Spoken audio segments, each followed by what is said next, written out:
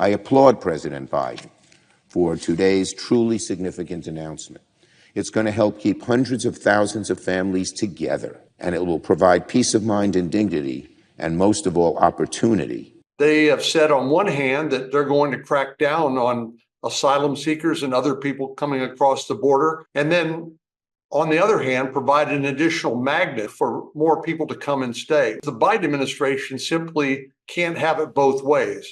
A major announcement from President Biden on immigration, sweeping new protections for hundreds of thousands of undocumented immigrants. The new policy, known as Parole in Place, will allow spouses of U.S. citizens without legal status to apply for work permits and eventually be given a path to citizenship.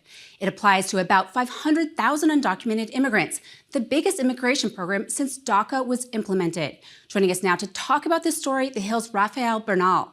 Glad you're here to break this all down. Rafael, talk about how this new policy will go into effect and what changes will we see here that are different from current protocol? That's a really good question because it's designed not to go immediately into effect. The actual rules and sort of the bureaucratic underpinnings will become clear over the next 2 months. The idea behind it is there are a number of people, as you said, who are undocumented, but who are married to U.S. Citizens, or the children of those people who are, undocumented children who are technically adopted by U.S. citizens. That group, there's about 1 million of them.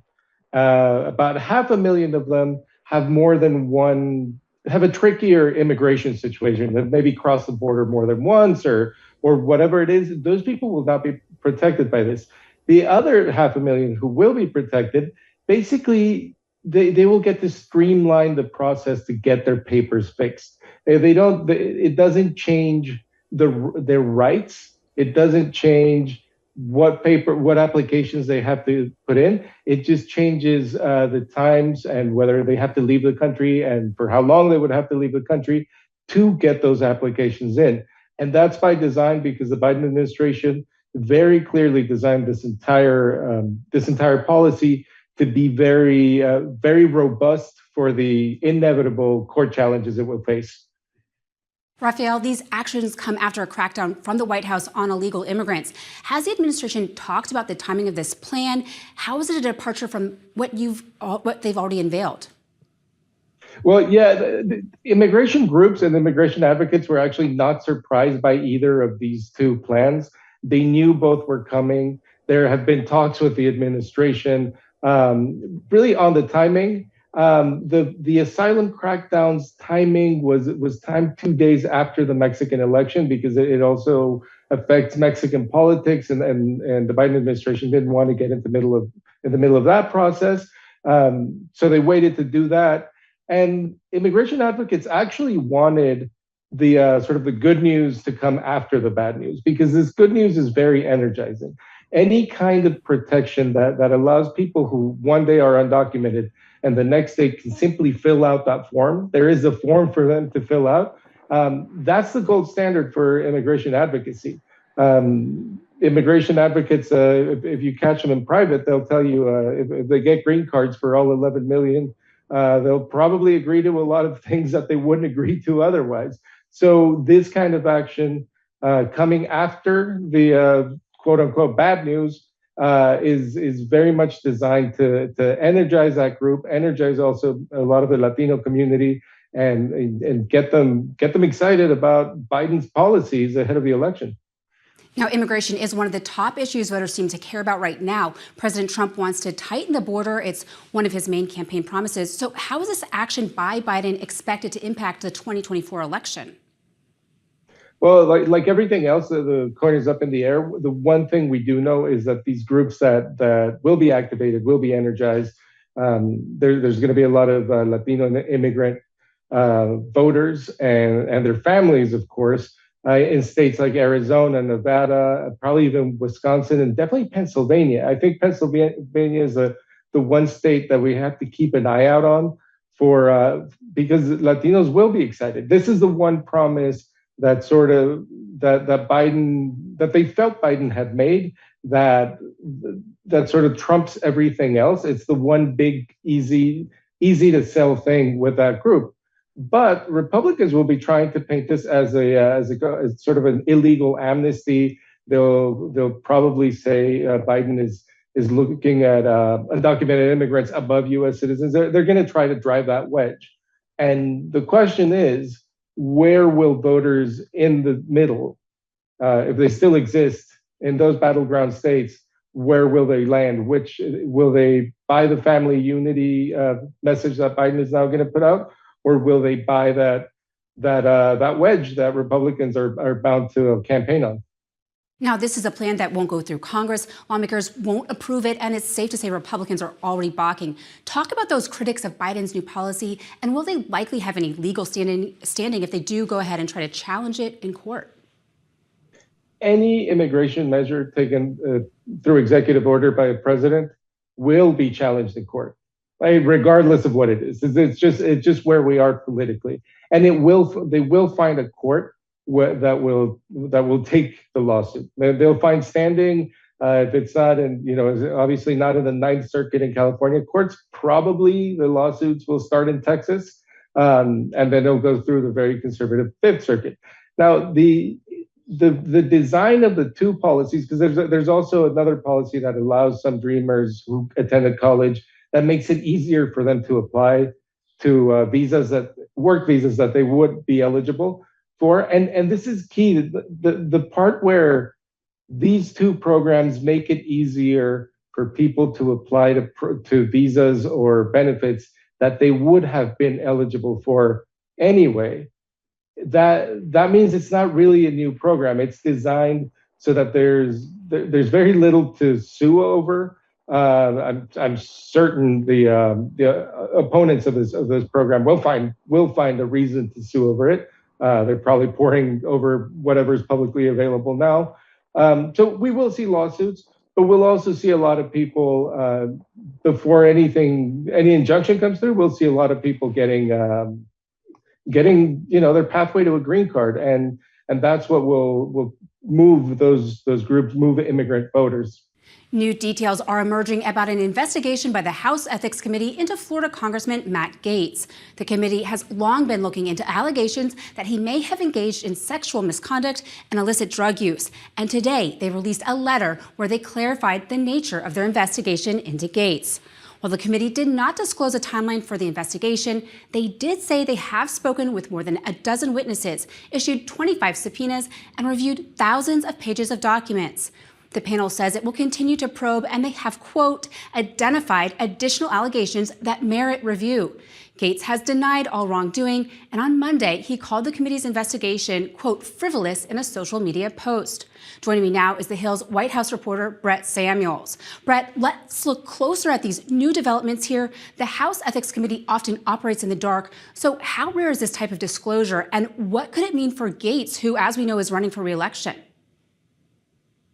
Yeah, it's a great point that the House Ethics Committee very rarely kind of takes this step to publicly disclose the kind of work it's doing, the kind of investigations that are ongoing. But clearly there's a lot of interest around this investigation into Congressman Gaetz. There has been all kinds of reporting about what he might be under investigation for. So the Ethics Committee is sort of coming forward to, essentially clear the air, make clear what they are investigating, what they are no longer investigating, including whether he showed inappropriate photos on the House floor. That's no longer being pursued. But for Matt Gaetz looking forward, this means that, as you mentioned, he's seeking re-election. And this cloud will sort of continue to hang over him. This is something Democrats will certainly use to attack him moving forward. This idea that he is under investigation, that he may have violated ethics rules. So certainly something that will continue to hover over Matt Gaetz moving forward here. In other news today, former President Trump's challenge to his gag order was slapped down by New York's top court. What lingering effect will the ruling have on Trump? Right. So the fact that this gag order is staying in place essentially means that there's no immediate effect or change, really. What it means is moving forward, Trump, even though he was found guilty on all 34 of those felony counts in New York over falsifying business records, even though that trial is over, he cannot now attack jurors. He can't attack court staff, family members of the judge, for example, which were things that he was sort of doing or tiptoeing up close to the line of doing in the past, but he still can attack, Judge Juan Merchan in that case. He can still attack District Attorney Alvin Bragg. And I would expect him to continue to do those things at rallies, on social media, et cetera. He just won't be able to now attack jurors, for example, Michael Cohen or other folks associated with that trial. Brett, taking a look at some of the congressional primaries and runoff races here, Chuck Hand, convicted for illegally demonstrating at the Capitol on January 6th, is going up against Wayne Johnson in the GOP primary for the 2nd Congressional District in Georgia. He's not the first January 6th rioter that's run for Congress. Are Republicans eager to support a candidate like this? And what do voters think here?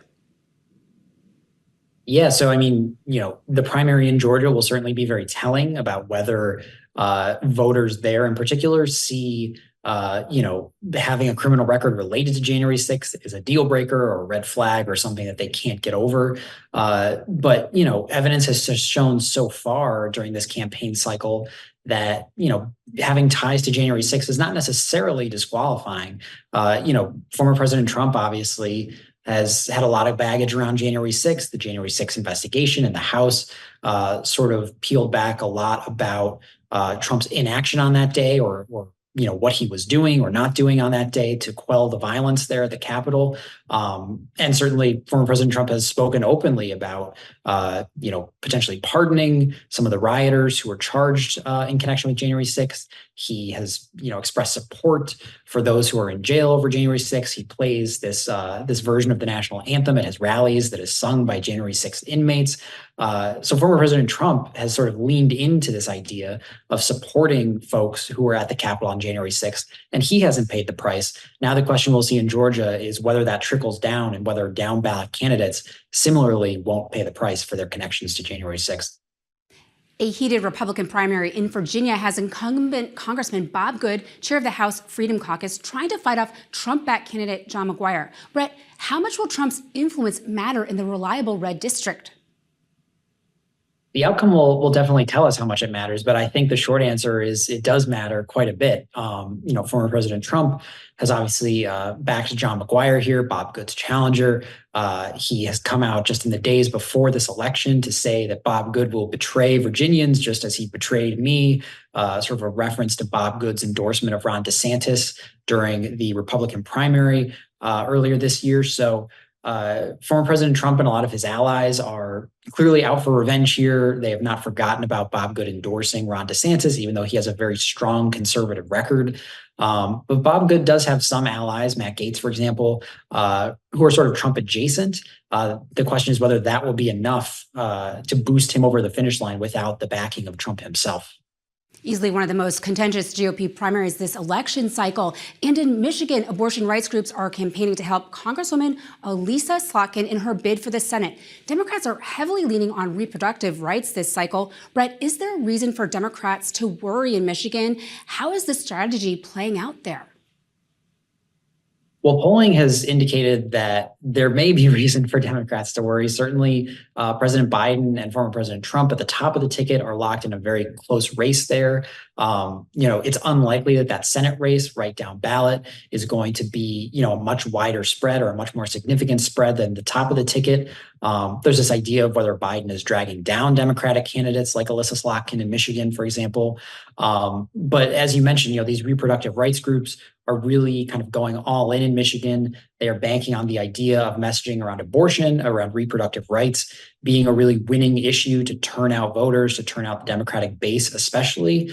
There's some evidence that could be effective, certainly. We've seen it in the gubernatorial race in Kentucky. We've seen it on ballot referendums in Ohio, Kansas, in the state legislative races in Virginia, where abortion was sort of a driving issue that helped Democrats win. So, certainly they're banking on sort of a repeat performance there in Michigan. Capitol Hill, Mitch McConnell, the longest-serving Senate leader in history, will step down from his leadership position in November. He does, however, plan to serve out his Senate term until 2027. Brett, talk about what's expected between now and the time he leaves office. How involved in leadership will he actually be? So once he steps down, Mitch McConnell, all indications are that he still expects to have a pretty significant role in sort of shaping policy, shaping the agenda for Republicans in the Senate. Our reporting at The Hill indicates that he's already kind of working behind the scenes to get together some kind of reconciliation package that could be passed very shortly after former President Trump wins in November, if he does in fact win and then retake the White House. So obviously McConnell is sort of already planning for his role and what he might be doing once he steps down as GOP leader in the Senate.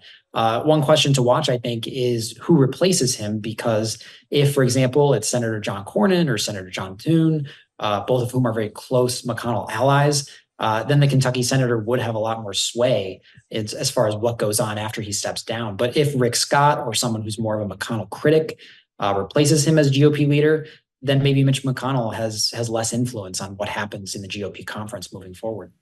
But he has repaired his relationship with Trump, so maybe he does have some influence still after all. Now, the Republican National Convention is less than a month away. Many are looking to see who Trump will pick as his running mate. Brett, you've written about the various VP contenders in the mix here. Are we expecting Trump's announcement on this decision anytime soon? So former President Trump has really kind of played his cards close to the vest here as far as when he will announce who he will pick for his running mate. All indications are he's going to wait, if not until the convention, which is in mid-July, then right up until close to the convention. So it seems that we'll be playing the waiting game and the speculation game for at least a few more weeks here. But there is a good sense that we know, the Trump campaign sent vetting materials to a handful of candidates. So we have a sense of who the sort of serious contenders are. And that includes Senator J.D. Vance, Senator Tim Scott, Senator Marco Rubio, Governor Doug Burgum of North Dakota, Elise Stefanik and Byron Donalds in the House. Those are sort of seen as sort of the most serious contenders, with the senators and Doug Burgum as sort of the top tier, if you will. But they'll continue their jockeying. They'll continue sort of making their case for why they should be the pick. And then I would expect close to the convention, which starts in mid-July on July 15th, that's when we may finally hear about who he's picking as his running mate. Perhaps he'll tease it out a little closer to that date. Now, a comprehensive president ethics bill garnered bipartisan support in the House, but it all seemed to unravel just as soon as it came together. Congressman James Comer and Congresswoman Katie Porter led the way on this effort. So, Brett, what happened here? Right. So, it's sort of, as you said, Congressman Comer and Congresswoman Porter, sort of an odd pairing on paper of folks getting together to put forward this legislation. But it seemed like it was in pretty good shape. But then Katie Porter, who, of course, launched an unsuccessful primary bid for the Senate seat in California, she's saying that essentially this is the White House's doing, that this bill came undone. She's alleging that the White House essentially, there were other Democrats in the House who were willing to co-sponsor this bill with her, who were willing to jump on board and support this push for this bill. But then that the White House reached out to them and essentially dissuaded them from co-sponsoring the bill.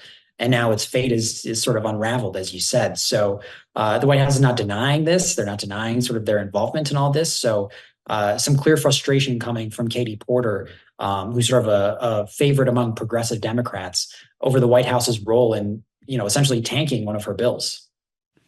A group of high-powered tech, finance, and defense industry CEOs, some of whom are even GOP megadonors, are meeting with top senators to advocate for U.S. arms sales to Israel. What type of leverage does this group have, and how are lawmakers reacting to possible arms sales right now? Yeah, I think it's fair to say that this is a pretty influential group. Obviously, Republicans are always have their eyes and ears open when it comes to folks like this who, as you said, some of them are donors to the party or to candidates. They certainly can be quite influential in that sense. And, if they're pushing for arms sales to Israel, that's something I think they'll find a pretty receptive audience, particularly among Republicans who have been very outspoken about the need to support Israel. Some Republicans in the House and Senate have put forward this legislation to sort of force President Biden's hand as far as shipping weapons to Israel as it continues its fight against Hamas. Whereas Democrats tend to be a little bit more skeptical, a little bit more reluctant to just, give a green light to continuing to ship weapons, no questions asked, to Israel. President Biden has said, that his support for Israel is ironclad. So certainly I don't think Republicans will find too much resistance from the White House on that. But this meeting certainly makes a lot of sense from that perspective, both, as you mentioned, sort of the donor aspect, but also the policy aspect, that this is something that I think Republicans will be pretty receptive to. Brett, a federal judge temporarily blocked the Biden administration's new Title IX rule expanding protections for LGBTQ students in 6 states. We've seen this policy come under attack more and more. How is the Biden administration responding to this setback? Yeah, so, I think we can expect the Biden administration to defend this in court, that they'll continue to push for these Title IX regulations that they put through. Certainly, the White House has been very outspoken about their frustration with both the courts and, Republican-led legislatures in Florida, Texas, other red states, at how they have sort of pushed through legislation that has rolled back protections for transgender youth in particular. The fight over the Florida Don't Say Gay bill a couple of years ago was obviously a big flashpoint. But more broadly, the White House has certainly spoken out about the need to do more to protect transgender youth. They've spoken about sort of the risks that group faces and the mental health struggles that group goes through. So certainly the White House is going to defend those Title IX regulations, even though President Trump, if he gets reelected, he's vowed to overturn those regulations as soon as he takes office. So certainly these Title IX rules are becoming sort of the latest flashpoint, really, in these sort of culture wars in the presidential election cycle. Turning overseas, Russian President Vladimir Putin is set to visit North Korea for a 2-day visit this week. Washington is certainly watching these two former Cold War allies come together. Brett, how are their concerns from the White House at this point? Right. So the White House has, said, as you mentioned, that they're concerned, that they're watching this very closely. Certainly Vladimir Putin and Kim Jong-un, two sort of strongmen dictators who the White House has sanctioned, has taken a tough approach to. But White House officials have said that they're particularly concerned about what this could mean for Ukraine. North Korean missiles have been used by Russia in their attacks on Ukraine, as John Kirby at the White House has said on multiple occasions. So there's some concern that this meeting could, bear out future support for Russia from North Korea to supply more of those missiles or more materials that could be used to attack Ukraine. So certainly, the White House will be keeping an eye on this meeting. They'll be looking for anything tangible that might come out of it. But certainly, it's a rare trip for Vladimir Putin or any leader really to go to North Korea. So this definitely bears watching in the days to come. The Hill's Brett Samuels. Thank you, Brett. Another Boeing whistleblower has stepped forward just hours before the CEO, Dave Calhoun, was set to testify before the Senate. The whistleblower has been identified as Sam Mohawk, a quality assurance inspector for Boeing. Mohawk alleges the plane maker improperly tracked and stored faulty parts and that those parts were likely installed on airplanes like the 737 MAX. He also alleges that he was told to conceal evidence from the FAA. Boeing has been under scrutiny recently after multiple mishaps, including the Alaskan Airlines flight that experienced a door plug blowout mid-flight back in January. The company's CEO is still slated to testify Tuesday afternoon. A prominent New Jersey Democrat has been indicted on 13 counts of using his power and influence to benefit himself. The newly unsealed indictment accuses George Norcross III of crafting legislation that led to his development project receiving $29 million in tax credits from the state. Norcross has never held elected office, but at one point chaired the Camden Democratic Party and served on the Democratic National Committee until 2021. He will be arraigned on July 9th. Rudy Giuliani will remain in control of his finances for now. That's after a coalition of his creditors asked a judge last week to appoint a trustee to take control of his money. On Monday, a judge declined to make a ruling on the request. The judge did say there were reasons to be concerned, including Giuliani's struggle to keep an active bookkeeper and accountant. The former New York mayor filed for Chapter 11 bankruptcy back in December after a $148 million verdict against him in Georgia. Since then, his creditors say he spent excessively and hid his assets from them. Giuliani's creditors are expected to ask the judge to compel discovery and impose sanctions next month. That's today's Daily Debrief. I'm Margaret Chadbourne. Be sure to like, share, and subscribe to The Hill's YouTube channel. And come back here soon for the intersection between politics and policy.